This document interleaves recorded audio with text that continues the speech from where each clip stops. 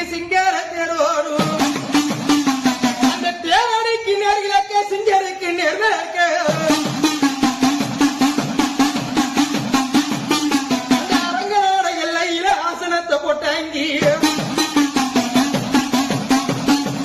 அடி பாதாள கேணிக்குள்ள படுத்திருந்த அங்கமுத்து அடிப்பட்டியில வந்தாய புண்ணியல என்னம்மா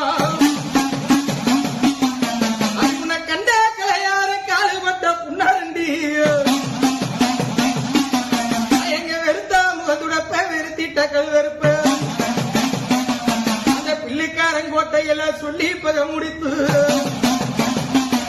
அந்த அரங்கங்கோட்டை ராணி அருமை உள்ள கண்மணிய பொண்ணா பிறந்தவள பொன்னலாவி அங்கமுத்து